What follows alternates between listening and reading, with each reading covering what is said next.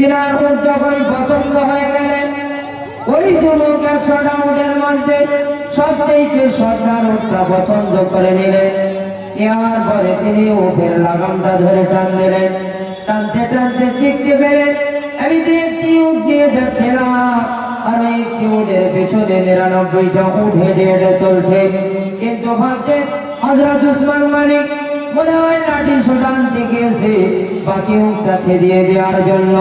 তিনি পুনরায় অনেক দূর চলে গেলেন। যুবক থেকে দেখতে পেলেন না না, হযরত উসমান গনি তো আর আসেন না। তিনি কি করলেন, পুনরায় আবার হযরত উসমান গনির বাড়িতে রওনা দিলেন। দেওয়ার পরে হযরত উসমান গনিকে ডেকে বললেন, হুজুর আপনার পিছনে পিছনে যে 100টা উট রয়েছে, এই উটের ভিতরে আমি যে সর্দার উটটা পছন্দ করেছি, এই সর্দার উটের পিছনে আপনার সমস্ত উট হেঁটে হেঁটে চলে যাচ্ছে। ও উসমান গনি, আপনার বাকি উটগুলো সরিয়ে নিয়ে যান, কারণ এই উটের পিছন থেকে সমস্ত উটগুলো চলে যাবে। নবীর জামাতা হযরত উসমান গনি তিনি ওই ব্যক্তিটাকে বলতে লাগলেন, রে ভাই আমি দেখতে পাচ্ছি না এই দলের ভিতরে সবচেয়ে সর্দার উটটা তুমি পছন্দ করেছ, এই সর্দার উটটার পিছনে পিছনে আমার বাকি উটগুলো চলে যাচ্ছে। কিন্তু আমি এই উট যখন তোমাকে দান করে দিয়েছি, দান করা জিনিস আমি আর ঘুরিয়ে নেব না, আমি নিঃশান্তে তোমার সমস্ত উট দান করে দিলাম। জোরে বলো। তিনি এত বিনয় মানুষ, এত দিনেওয়ালা ছেলে, এই 100টা উট তিনি নিঃশান্তে সব ওই ব্যক্তিটাকে দান করে দিলেন।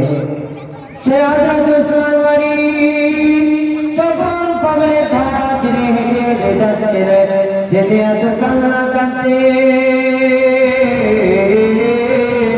কবর থেকে অঝর নেই আর বলতেন, রব্বুল আলামিন আমি উসমান আমাকে যদি মানুষ না বানিয়ে, আমাকে ইনসান না বানিয়ে, আমাকে যদি বড় জঙ্গলের ঘাস করে পাঠাতে, হয়তো আমার মনের পশুরা খেয়ে ফেলত।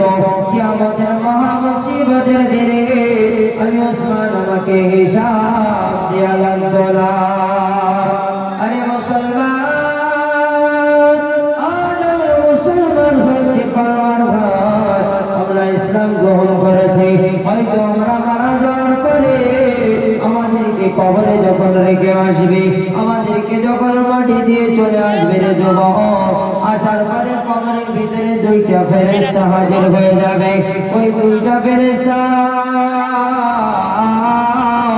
লাশ খুলে দেখতে পাবে যে বান্দা যদি ভালো হয় তাকে ছেড়ে দেবে, আর যদি সে খারাপ হয়, আরে মুসলমান তাকে এত মার মারবে তার কলজা কানা হয়ে যাবে।